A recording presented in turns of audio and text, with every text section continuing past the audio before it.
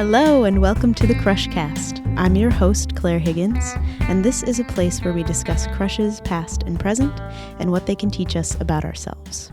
This week, I am talking to Camila. Camila, welcome. Hi, thanks for having me. I'm so glad to have you here. You, as I have said to you, you are one of the crushiest queens I know. We've discussed everything from The Real Boys, I guess, to Pride and Prejudice, and all the fictional boys that we've had huge obsessive crushes on. I'm so happy to be here. And you saying that reminds me of how much we talk about Adam Driver. And I don't know why I fully forgot about that, but many Adam Driver discussions. I want to say I never forget about Adam Driver, but that's not true. But in a way, I never forget about Adam Driver. I love him so much. But let's jump right into it. Okay. I would love to know, Camila, who was your first crush and how would you define first crush? Like, how did you know it was happening? My first crush that I can remember for sure was in kindergarten. Early bloomer. Great. Crushing from a very, very young age. Incredible. And I don't remember what his name was. Oh.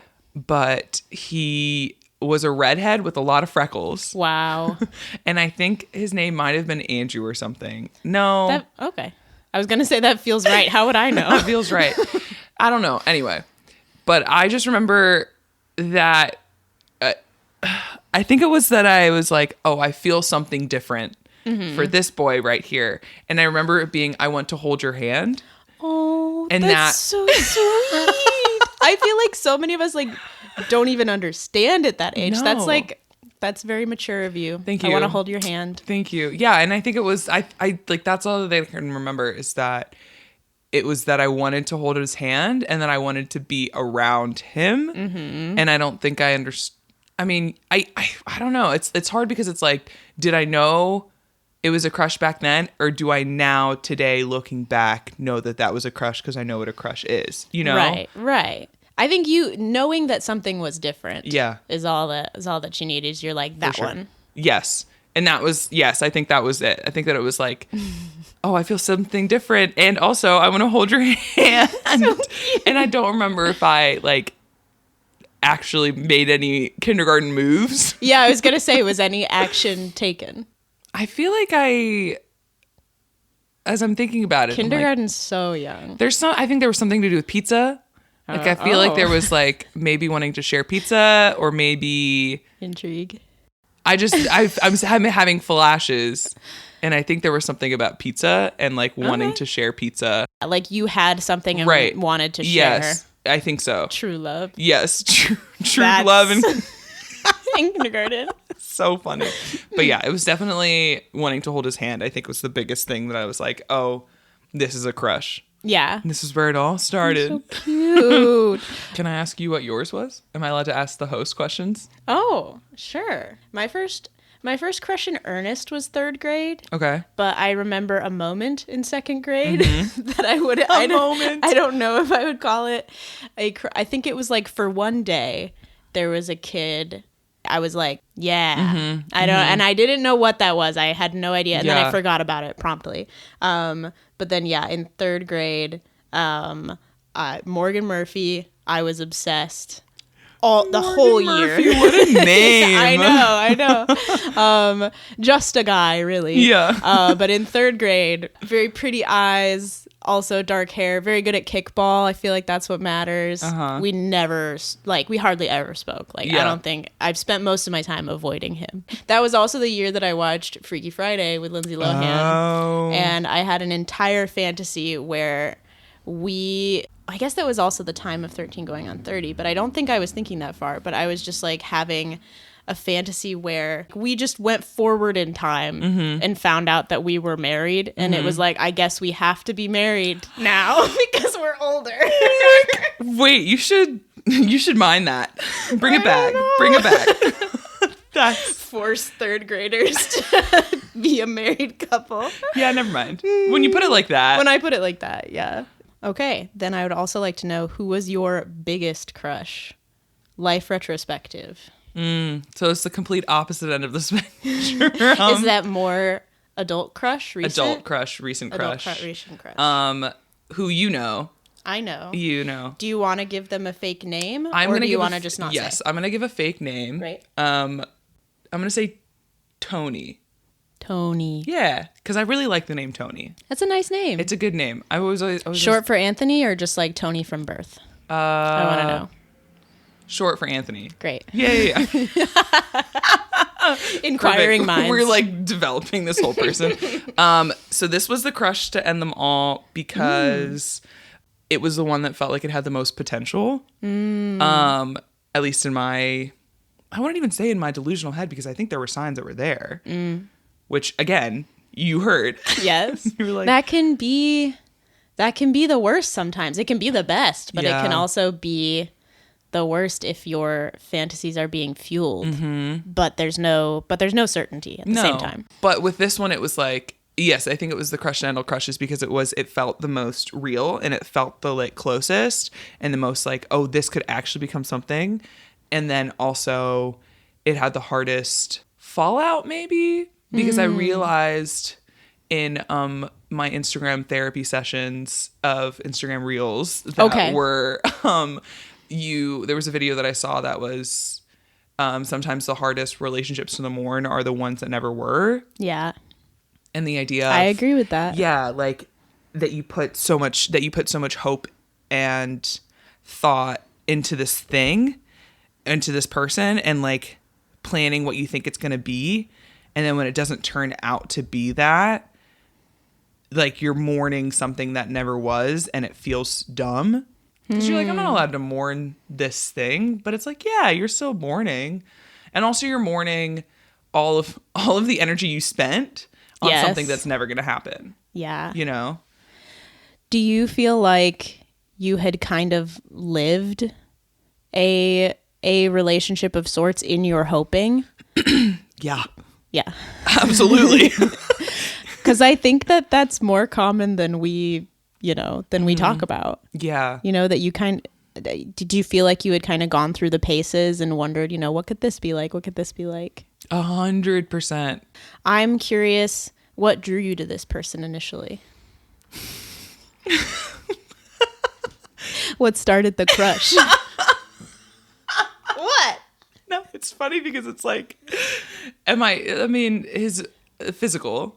Okay. There are some physical attributes that are important to me. Good looking. We both good looking and tall. Tall, that's right. Tall. Camila, do you mind saying your height? For the audience, I am 6'2". Yeah. And so they got to be tall. So tall is important to me. It's so funny because people will be like, "Do you like him or is he just tall?" You know. And that's what I have to reconcile with myself sometimes. Yes. I feel like I see all the time. I mean, there's been such a huge backlash over it, but I see all the time, like just girls, medium to short girls on the internet being like, he has to be 6 foot. He has to be tall. And I find that so stupid, but I find your real situation to make complete sense that, you know, you are tall. And it's not that I'm sitting here and being like, with that situation, if you are like, let's say like 5'3", I'm gonna put my sister's 5'3". If she's like, I need to be with someone who's 6'4", well, that's somebody that's a whole 13 inches taller. More than a foot. You know? It's awkward. Exactly. And I'm not sitting here like being like, oh, I need the person, like I need him to be. I need someone who is 7'3". Yeah, which is crazy. No, I'm just like, and one of your questions talks about type, and so we'll get into it with that. But anyway, yes, that was the first thing, of course. Tall. Because it's me. Mm-hmm. And if I see somebody who's taller than me, I'm immediately like, I love that sound for the beginning of a crush. And then from there, this is crazy. Tall and also asked me questions. Whoa. Yeah. Hubba hubba. It's such a low bar, but that was when I went on my first date with Wilder was over Zoom because COVID. That's what he asked me questions about myself. And I was like, holy shit, this is not the normal experience, especially in this town. I do blame this town. But just in general, it's a low bar, but it matters so much. 100%. Because then it's like, oh, I'm not doing all of the emotional labor in this conversation. Yes. And you're invested in me and we can have a dialogue back and forth. And yeah, so those are two things that I was like, oh, wow, this is different. I mean, it's also very cute. You did mention cute. He wasn't just tall. He was also tall and cute. Tall and cute. Destroyed. Yeah, those are the initial things. Okay, but this was maybe not your only biggest crush of all time. Do you have a top three, say? Okay, yes. So top 3, and I feel like they're the 3-act structure of my life. Oh my God. Writer. So the inciting incident was high school, and that's going to be 3rd place. So they kind of go as they go up. You made lists too. I can see it in your eyes. Do you want me to read the journal entry for that one, or do you want to save journal entries? Yeah, let's do it. Okay. High school, 3rd place. Who is this? This is a man named James. A man. He was a child. You're so right. I was a freshman in high school, and he was a sophomore, I think. So that did make him a man at the time. An older man. No, and this is also very funny because this coincides with the fact that I had just started watching Smallville, which became an obsession, and this man looked like Clark Kent. He looked like the guy. He had swooping black hair and light eyes. Let's go. Okay, here we go. So I wrote this on March 18th. Okay. I never noticed him till January. He is in my study hall, but that's it. Why couldn't he be in a class where we would/could communicate more often? He is taller than me. Taller. When we made eye contact today, I have to read this like a caricature. Yeah. So I'm never gonna get through it. Okay. He is taller than me. When we made eye contact today, I saw nervousness and shyness in his eyes. Ooh. He has dark eyes with heavy eyebrows. Wait, were they dark or light? I guess they were dark. Okay. I thought they were light, but Sorry maybe to I was interrupt. just thinking of Clark Kent. Okay. He has dark eyes with heavy eyebrows. They aren't as bad as Joe Jonas's, but they are not supermodel perfect. Oh, so Joe Jonas's eyebrows were too much. Too much, apparently. I get it. I love that. I love that. To me, his height, dark eyes, awkwardness, and his overall cuteness attract me to him. Aww. I don't want to approach him. I'd rather him approach me. Therefore, I have decided I will leave hints. I will smile at him in the halls. Nice. As for now, that's all I have. My heart races every time I see him. He has no idea how I feel about him. I can't help but wonder whether or not he feels the same about me. I pray and hope with all my heart he does. Oh my God. If it is true and he does like me, I pray he is not a jerk. I hope he is kind, respectful, trustworthy, and honest. Why am I freaking out over him? He is just another guy at school. I can't help but wonder about Romeo and Juliet, talk of love at first sight. Is this an attraction to my husband?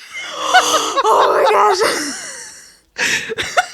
Why am I thinking about this right now? He has no idea how much stress his beauty is causing me. I want these feelings to go away. But at the same time, they are amazing, exhilarating, and exciting. Whoa. I constantly try to take routes in the hallway to see him. Does he do the same for me? I admit, this is my very first crush that is driving me crazy. Ooh. However, I love it at the same time. Smiley face. And then I drew our names together in heart. Oh my God. Wow. Yeah. That's beautiful. You took me on an emotional roller coaster that I loved. There's so much to unpack there. Oh, very emotional roller coaster. It's funny because not much has changed in terms of big feeler. Big feelings. Still big feelings over here. Oh my. Okay, so there are many things. I do feel like the language you use does evoke Shakespeare and Pride and Prejudice to me. I feel like you must have been watching like romantic movies at that time. Yeah. Do you recall any touchstones? Because it bleeds Pride and Prejudice. I actually don't think I saw Pride and Prejudice until... I wish I knew exactly when I had seen Pride and Prejudice. Yeah. Maybe Pale Imitations. There are many, trying to be what it is. Yeah, I definitely loved like Regency style books. Yeah. Like I was definitely reading a lot of romance. Yeah. Anything that I was reading had romance in it. Might he take my hand and kiss it? Kind of. Exactly. Precisely. Yeah. No, because I always loved romance. I was always reading a lot of like Regency style romance, even if it wasn't Jane Austen. I can't remember when I first saw the 2005 Pride and Prejudice. But I know for a fact I was reading and watching a lot of rom-coms and romance, Disney movies, fantasy. Yeah. I was a big fantasy fan. So anything that was like... Anything in particular? I'm trying to think 2010, I'm like, did Prince Caspian just come out?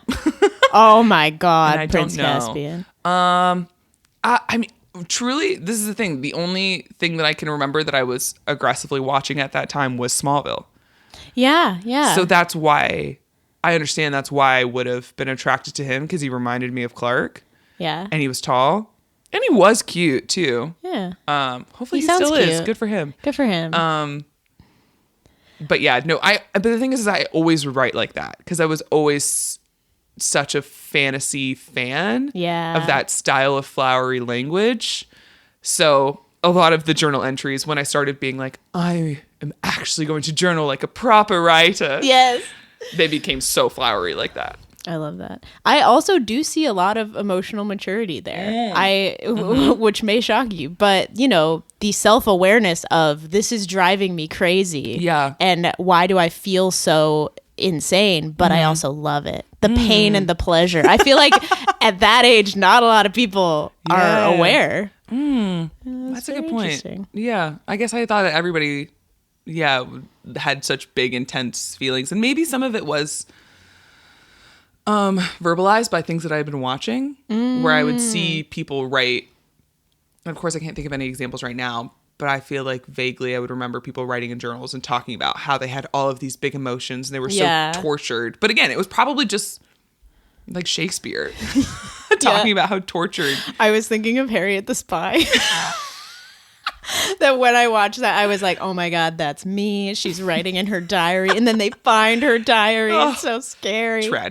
Tragic. Very different from Shakespeare. And yet the same. Yes, true. I have to ask you about, am I currently writing about my husband? Because I feel like that is that is a thought that I had all the time. Oh, okay. Growing up. Great. This like... Phew. I thought you were going to say that's too. A wild thought to have. No one was thinking that.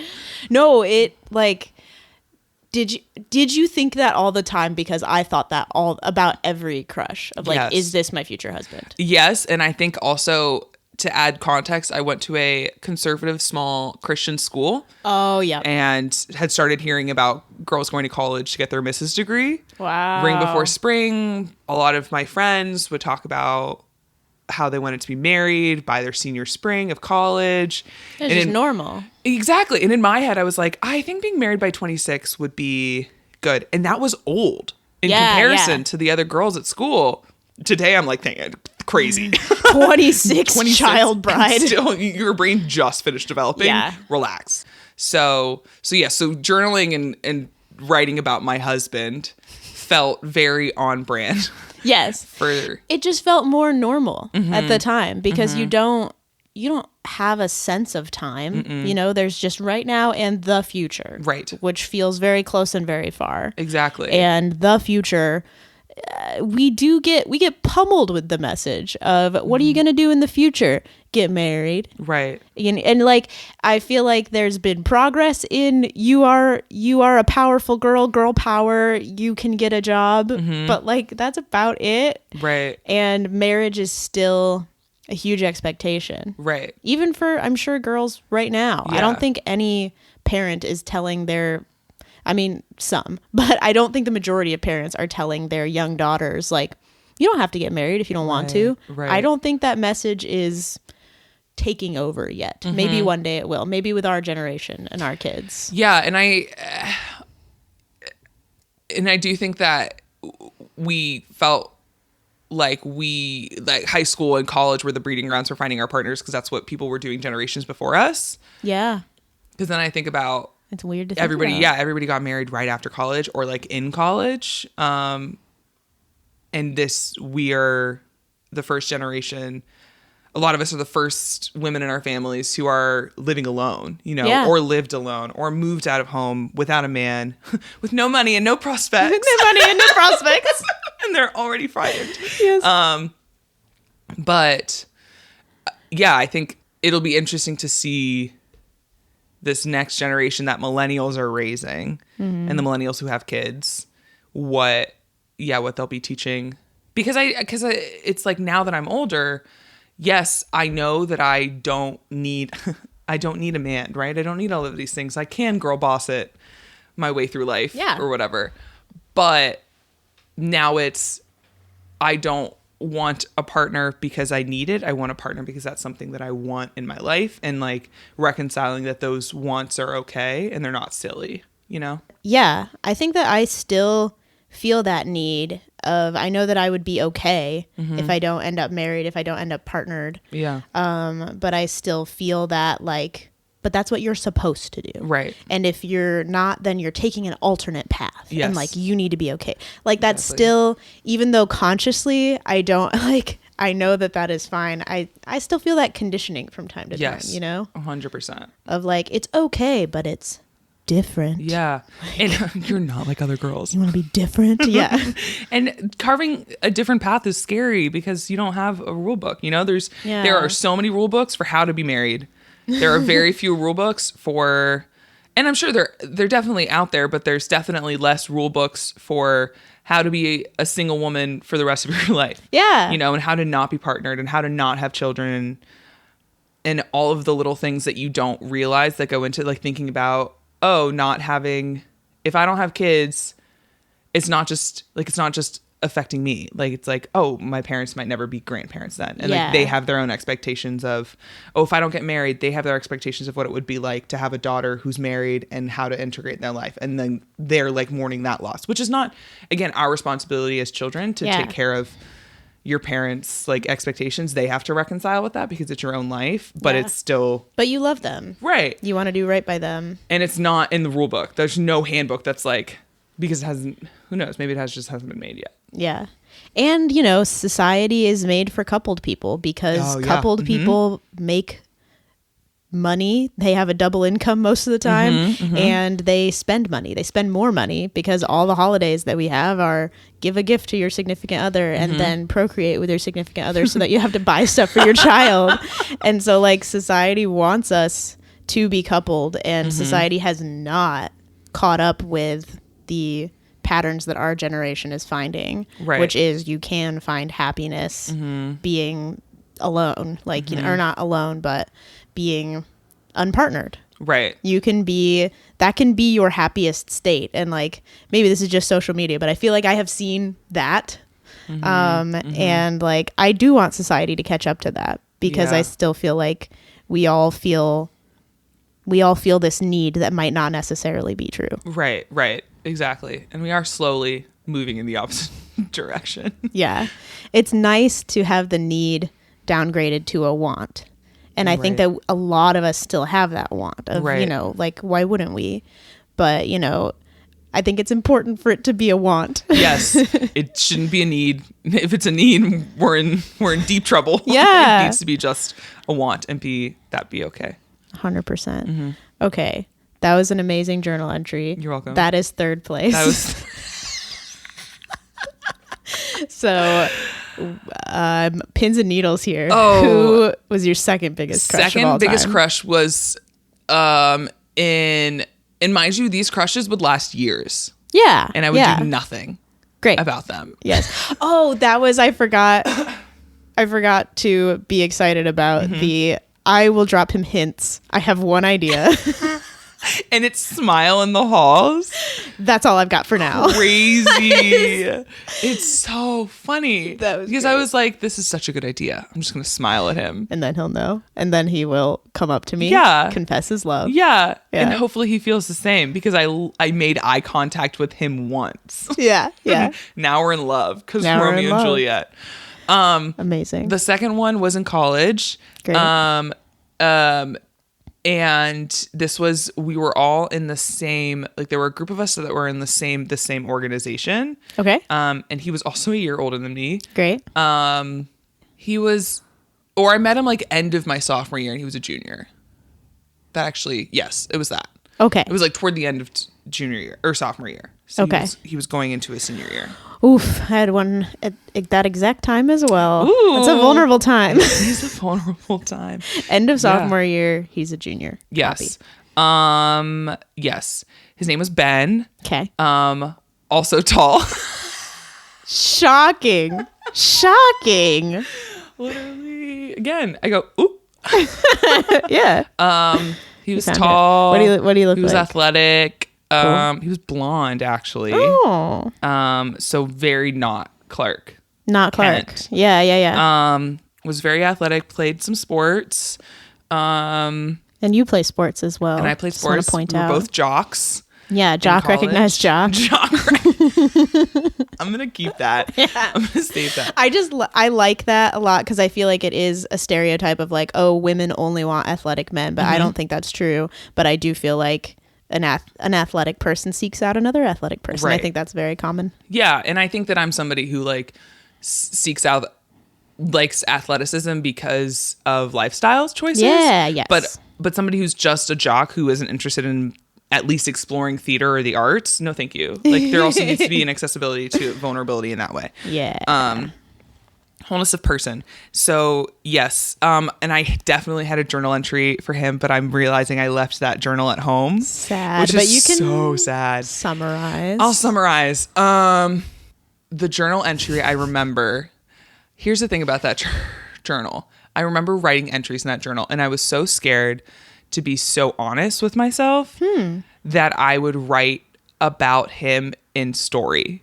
Oh, yeah. So I would make myself a different character, and then he was a different character. You kind of fanficked him.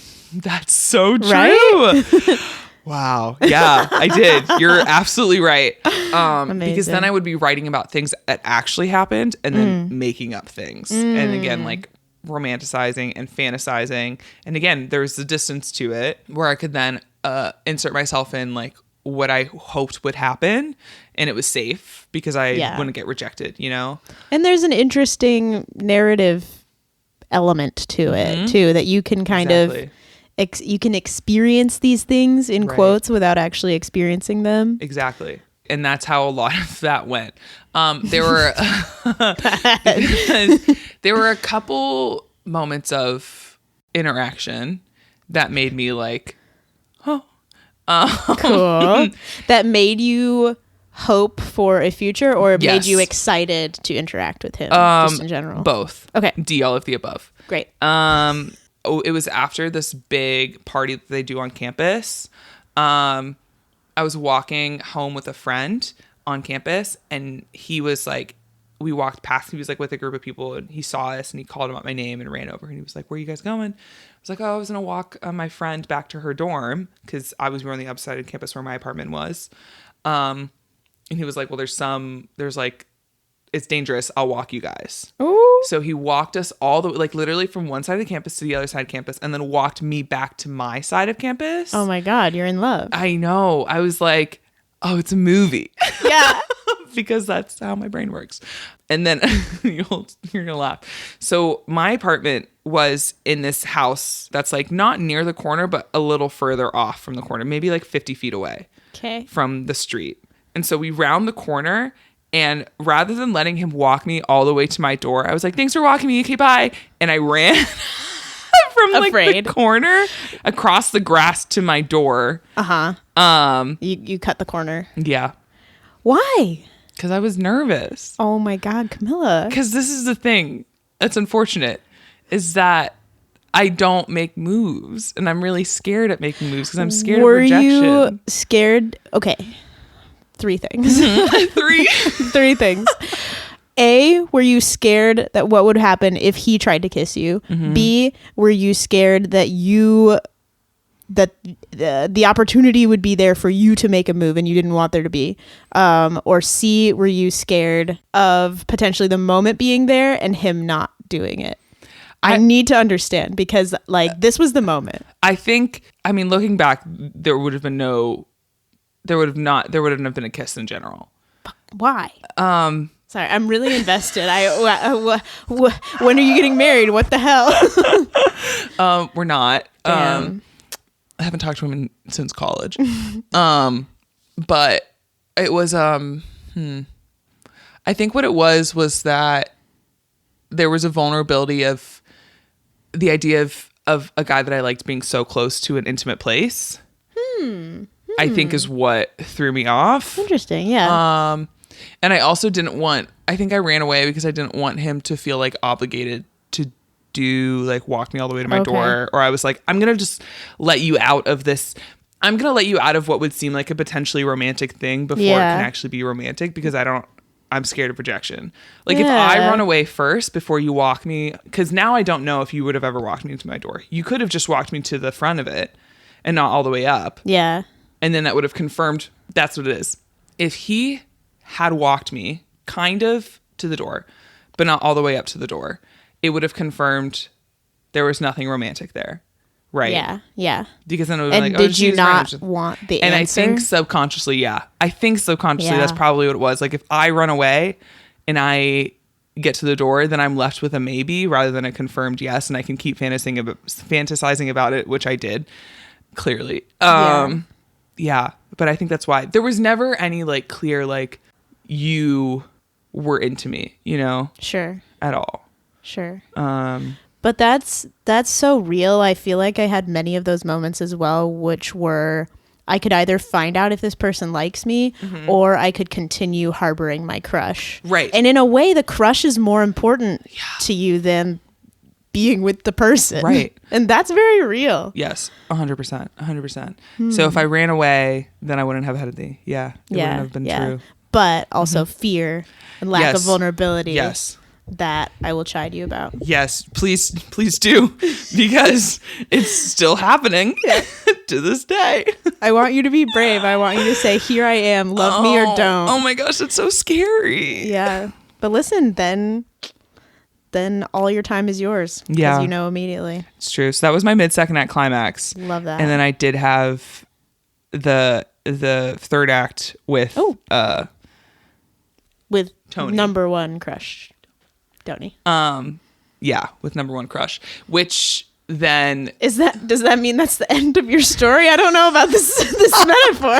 It's the end of the first movie. It's a new beginning. Yeah, and I have so many journal entries about Tony. Great. I'm very excited. So many. Let's get into. Do you want one? Yeah, I would love one. Yeah, this was like the first official one. And then I have the like I'm done one also. And I'm like fully over it one. I'd love the beginning. I feel like beginnings are great.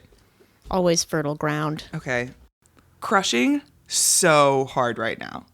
Like I thought I was over him, then he smiled and laughed at everything I said, and I caught that glimmer, that smile, the eye contact. There it was again, the spark.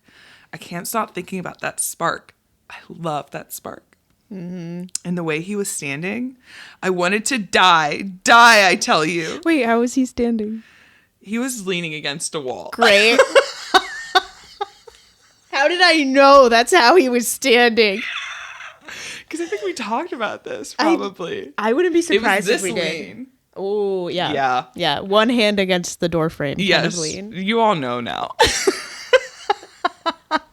Whatever you're picturing, that's correct. Yeah.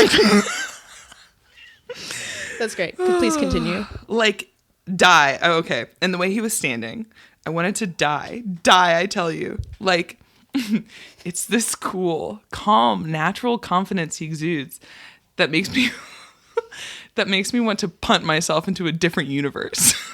Okay, I was feeling Shakespeare, and then we went punt myself into it. Sorry. My more recent journal entries are less Shakespeare and more just what I would actually say is a word normal vomit. person. Yeah. I want to talk to him with him for hours. I want to hear all about his life. I want to hear about his childhood, what his child was like, what he thought he was going to do with his life as a kid, his aspirations as a kid, his ambitions, all of it. But you know what else I deserve? Oh.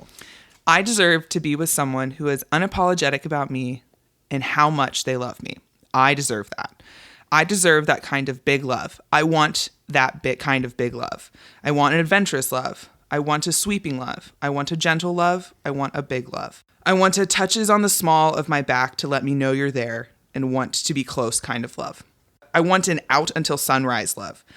I want to give you space after we see a movie that rewired my brain chemistry kind of love. I want a patient and sit with me in my emotions love. I want a kind of love, kind of fight for me love. And that's it. Yeah. That's beautiful. Yeah. That was a key moment in this relationship with my brain, when this crush that I was like, that I tried to hold on to throughout the entire crush of, you're really crushing really hard about him, but you deserve to have somebody in your life who's feeling this exact same way you're feeling about them to be feeling that about you. And I know it wasn't that for him, which is fine again. But that was like, when I say, going back to what we were talking about earlier, like why this was a crush to end all crushes, is that because in the resolution of it, it was that in that grieving, like realizing how much of myself I had made smaller in the hopes of this actually happening. Yeah. And so I was like trying to hold on to like, be unapologetic about yourself, be unapologetic about what you love. And a lot of that I was minimizing for fear that he wouldn't like it and then not want to move past crush phase. Yeah. And so that's why like the end of it was really hard, because it was a realization of like, oh, you made yourself small for this person who didn't actually want you. Yeah, I think, I absolutely feel that, but I feel a happy ending with it. That realization is a beautiful thing, that you found yourself again, as opposed to like, oh, I lost myself for so long. It's like, well, you came out of it finding who that person is, right? You know, I wouldn't say that you took a step back. I would say that you took 2 steps forward at the end of that. Yeah, so those are my big ones. Those are the big 3, as they would say. That's awesome. Yeah. You do deserve a big love. Yeah. That's what I was thinking about when you were reading it. I was just like, not to minimize the crush, because it is about the crush. It is about the person. But I also feel like so many crushes go beyond that person. It's more about you and finding out who you are and what you want. And like that journal entry to me felt like he was an afterthought, of just like, because it wasn't about him. It was about, you were like, I feel these feelings. And now that I'm feeling these feelings, I am inspired to dream of a future. Yes. That I know I want. And like, even though he is the person who inspired that, like, good for him, I guess. Yeah. But like, but like, I feel like so many crushes are that way. And that's a beautiful thing, that it's really about you. And so like, I'm so glad you found that. Oh, thanks, man. Yeah, no, me too. Well, I think we can easily move into the fictional realm now if you're ready. Perfect. I'm ready. Let's do it. I'm so excited. Okay. Well, we have to start with celebrity crushes. Okay, perfect. I want you to picture celebrity crushes and I want to know who's on the list. Yeah. The top of the list is a Philadelphia Eagles offensive lineman. Wow. His name is Jordan Mailata. How tall is he? 6'8".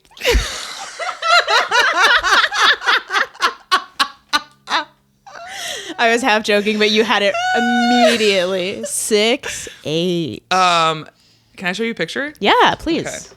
I'll describe him for the folks at home. Okay, perfect. He was a former rugby player. Whoa. From Australia. Ooh. And I love an Australian accent. Yeah. And he was recruited by the Eagles, having played no football. And the first time I saw him was somebody sent me, and by somebody I'm pretty sure it was my dad, a video that was Dad like hooking it up. Yeah, literally. That was like, it was him in the locker room after a practice playing the guitar and singing. And he's very talented musically and has a beautiful voice. Wow. Triple threat, rugby, football, and singing. Athletic and also into the arts. Ooh. Yes. Yeah, he has dark hair, a thick dark beard. Is he Indian? He's Samoan. Samoan. Yeah. Okay, great. I believe. Cool. And strong brows. Yeah. Strong sweaty biceps in this picture. Very specific. This is him, I think, after football. He looks really good. The Eagles offensive lineman led by Jason Kelsey, they do Christmas albums. Ooh. And a handful of them can actually sing really well, which is just, for me, the idea of, again, it's the idea of being so masculine, but also having this access to this thing that's deemed as more feminine. Chef's kiss. Yeah, I saw that video and then I was destroyed. My life changed. Also, truly thought it was a ukulele at first because of his size. Yeah, nope. That's a regular guitar. He's just 6'8" and like 300 something pounds. Also, because I'm a big person, it's hard for me to have like a celebrity crush on somebody that I couldn't project myself into. If that makes sense. Yes, that does make sense. So it's never gonna be Tom Holland, love you, bro, but you're never ever gonna be a celebrity crush. Yes. Cutie, good for you, but not for me. I love him. Because Kristen and I were talking last time about whether if a celebrity is a man who likes men, would that stop the crush? No, Jonathan Bailey's right there. See, that's interesting because but you mentioning like projecting yourself into a fantasy. That's true. I think there's a difference, I guess, but that's the thing. Like, I guess it's like, but is it Jonathan Bailey or is it Fierro? Okay. Is it Anthony Bridgerton? Okay. Is it Jonathan Bailey or is it Anthony Bridgerton? If he is convincingly playing a straight man, then you can crush on the straight man character. Exactly. I think that's what it is. Like, I don't think I'm looking at Jonathan Bailey and going like, yeah, I'm going, what character? Oh, Fierro? Yeah. Oh, what's the other one? Anthony Bridgerton? Yeah. Yes. You know? And I think that's what it is with like a lot of celebrities and actors. It's not necessarily them as people. Very few are them as people. And that's the thing with, I guess, sports with an athlete, like it's them as a person. But Jordan Mailata is the top one. Who else we got? We're going to see probably once the new Superman movie comes out. It's going to probably be David Cornsweet. Clark Kent. Yep, probably. We'll see. Because it was Tom Welling when I was watching Smallville. I mean, he's gorgeous. Yeah. Where's he now? Dude, he just got arrested for a DUI like recently or something. No. He's doing a lot of cons. I think he was doing like a CW show or something. Oh, okay. I thought you meant capers. No, like Comic Cons. He travels after the DUI. I thought he was just like pulling off cons. He's just a criminal. No, okay. That's the most recent thing that I saw about him. But no, he does a lot of like, they're doing a Smallville cruise, which is interesting, and I hope they have a great time. And then what was I think the only celebrity that I'm like crushing on you as a celebrity human being is Robert Pattinson. Oh, right. Let me look at my list. Even after reading the article about the Piccolini Cuscino? I don't know what you're talking about. So, oh no.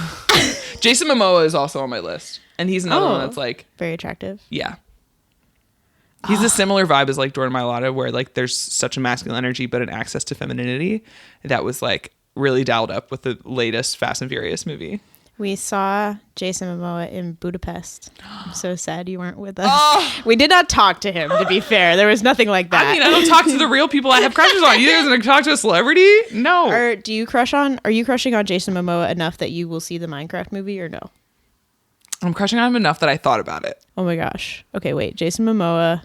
What did you say before that? You said, man. What happened? Well, oh no. Nothing bad. Robert Pattinson, as far as I know, has not been cancelable in any situation. He just strikes me as really weird, potentially crazy. Oh yeah, for sure. Okay. Oh yeah. Nice. You're right. Correct. Okay, well, good then. He's crazy. So what draws you to the man? I just think that I find Robert Pattinson specifically? Yeah, I'm assuming this is post-Twilight era, but is Twilight included in this? Honestly, I was meh about Yeah. Robert Pattinson / Edward. It was Remember Me. Remember Me. It was Remember Me. Did you see Remember Me? No. Remember Me was a movie he made where he plays with Pierce Brosnan, plays his dad. Oh. And he's like, it's a romance, but it's a dramatic romance. Okay. He plays a romantic hero. He's, again, like this wealthy, privileged boy who doesn't want his father's money, but is like really sweet to his younger sister. That would look good on him. Yeah. It does. Yeah. It does. Okay. So Remember Me, and then... And the thing is, it was like, Remember Me, and I was like, oh, okay, I'm into this. But the crush was reawakened for sure, of course, during the Batman. So yeah, but it's primarily the Batman. I think he yearns really well, which we see in Mickey 17. He yearns in Remember Me a little bit. Yeah, I really like his yearning. Let's move on to fictional crushes. And this is going to be characters, literary, filmic, what have you, and why. I am just as interested in TV as I am in cinema. Yeah. And definitely books. Whatever you got. Okay. Number one, forever and ever and ever and ever, will probably always be Clark Kent / Superman. That's like my top fictional crush. Love that. He's forever. so classic and so powerful. Yeah. That he's not basic. No. He's just classic. Yeah. That's a good way to describe him. And because and it started with Smallville. So in the TV world, not film. So it started with Smallville and it started with Clark. That's why I always say Clark Kent first over Superman, because I'm like, don't turn this into a Superman podcast. But give me a couple traits. I think it's so there's so much strength there and there's so much masculinity, but there's also like an access to vulnerability and femininity in there. His relationship with his family, I love. Oh, you know what it actually is? And this is going to tie into all of my other fictional crushes too, growing up and things like that. I mean, my first fictional crush was Prince Eric. So like the Prince Eric to Superman pipeline is there for me. Yep. Same. Other literary film crushes, any like Regency guy, especially like Anthony Bridgerton or Mr. Darcy. Regency guy. Regency man. Mr. Darcy. I'm seeing a theme of dark hair here, but you have also crushed on blondes. Yes. Do you think you have a type? I think I lean more towards dark hair for sure than blondes, but I'm not opposed to blondes. Cool. We won't count them out. We won't count them out. No. I love Hercules, the Disney animated Hercules, which I call Disney's Superman. He is. He is. And the muscly athletic build. Fell from the stars. Was raised by two farmers. Aww. Has to go to a fortress of solitude where he meets his father to learn about his powers and how he become the hero for everybody. He has a cape and he loves a very brassy brunette. These are the Superman connections? Correct. Copy. You could say that about Superman and you could say that about Hercules.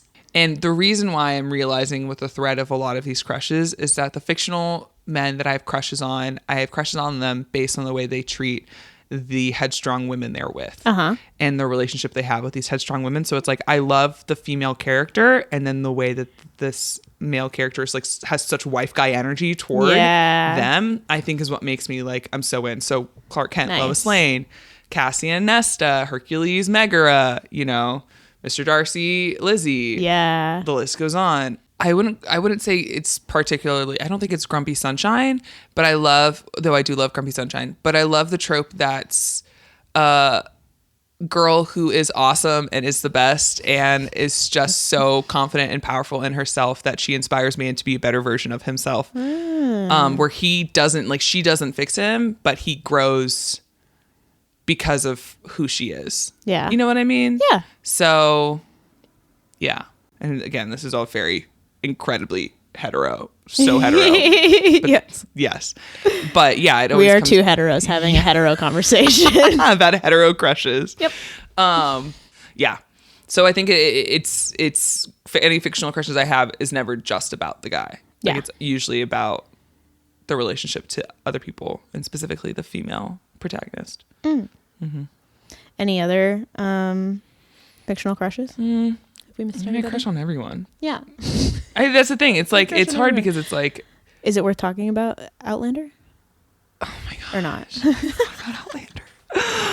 Another one where it's like, again, she's so headstrong and so independent and like it challenges their relationship, and he would do anything for this woman. Sweet. You know what I mean? Big wife guy. Big wife guy. Big wife guy My energy. friend and I constantly talk about the witch trial and how he comes in. Oh, okay. You haven't seen it. I haven't seen Outlander.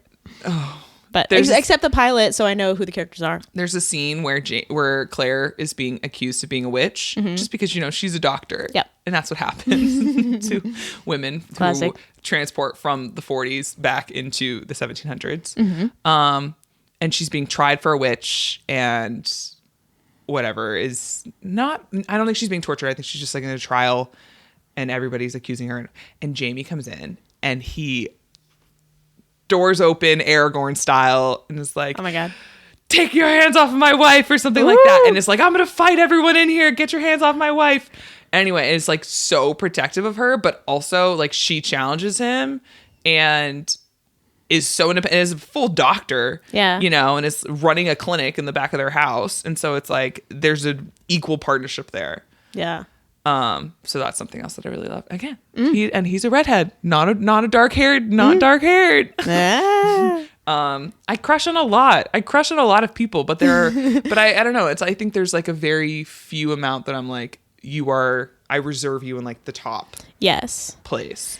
I feel like when people say that they don't really have a type, I think that's true of everyone in many ways. That of just like, I think a lot of us can be attracted, especially physically, to like anybody. Yeah. But patterns emerge. Yes. Right? And is it just tall? Is he just tall? But I think that like that's so clear with your crushes that like there's a pattern there. Yes. But it's not a restrictive pattern by any means. No. Physically you can look different and have looked different. It comes down to a vibe. Yeah. At the end of the day. Muscles help. Muscles help. But if you're Robert Pattinson and you're like, I don't doing something. Right. But then in the Batman, he gave us this access to a level of vulnerability that you don't see in the other Batmen. At least the live action ones and the ones that I've seen. So that's why that like stands out to me, because there's a level of vulnerability that then comes into play, and then he grows and learns and gets better in relation to the relationship with the female protagonist. Hell yes. This isn't a Batman podcast either.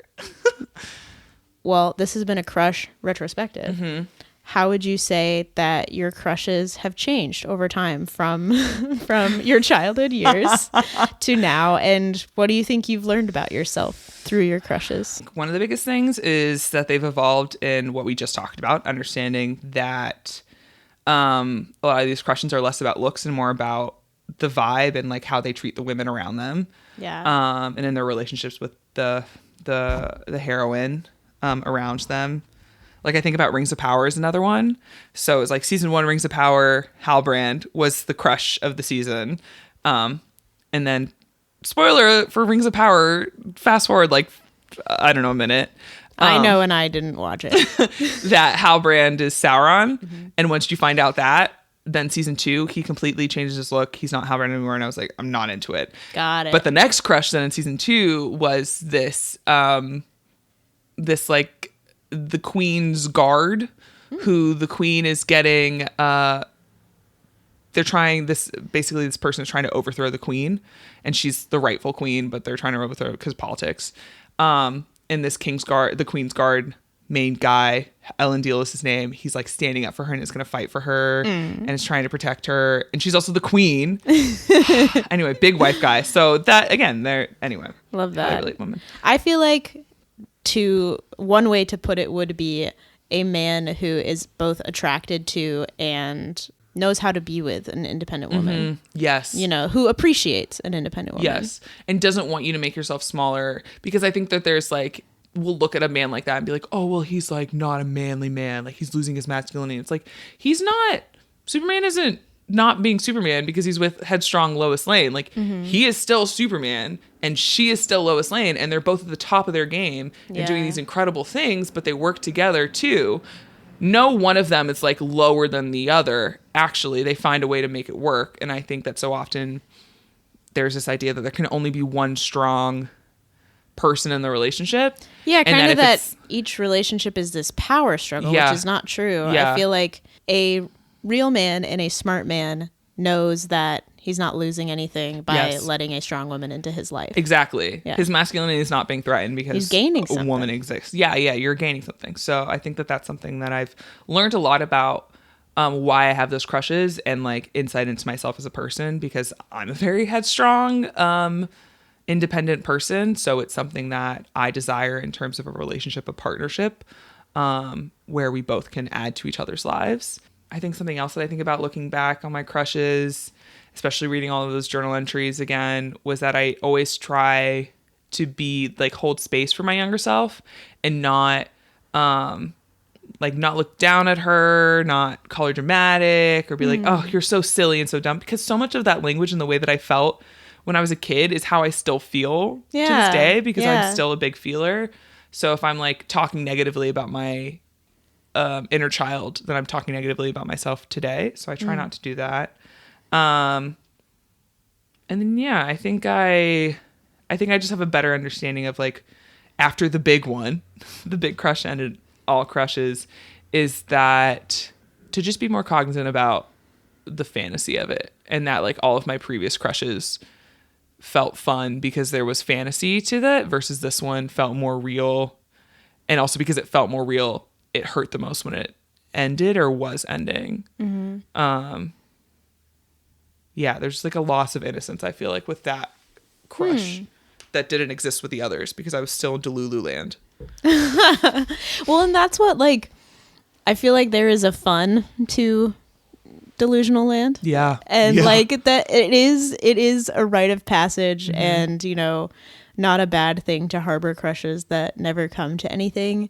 But it's kind of beautiful to see that, like, coming of age, and, you know, it can be painful. It almost always is. Yeah. But when that, you know, fantasy land of crushes meets with reality and this real need for companionship, love, that we decide, okay, I really want that. I don't want to just think about it anymore.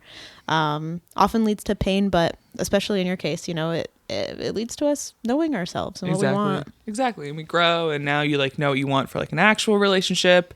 And crushes are still going to be there. I'm still going to crush. I crush. They're still fun. So much fun crushing. And I wish we could all go into the writer's room together and be like, oh my God. Let's talk about, like, listen, if we had been in the writer's room together, I would have for sure rolled up on Monday being like, guys, Robert Pattinson and Mickey 17 yearning after Nasha. Two of him too. Good for her. Good for her. What a girl boss. Oh, again, She had another to- one where like he's not diminished himself by being with her, you know. Yeah. Big wife guy. Well, thank you so much Yeah. for being here with me today. Thanks for having me. This is great. This Great was so trip fun. down memory lane. Crush lane. I love how you approach crushes. I love, like, I don't know, the hope and the love of your fictional crushes, especially. And Yeah. like, I'm so glad to have heard more about them. No, thanks. I'm happy to share. It was good to be when we moved into fictional. I don't know if you saw. I was like, okay, yes, all right. We don't have to talk about real things. We can talk about the fantasy A glint in the again. eye. Yeah. So it's good to be vulnerable and good to also, because it just helps you understand yourself better.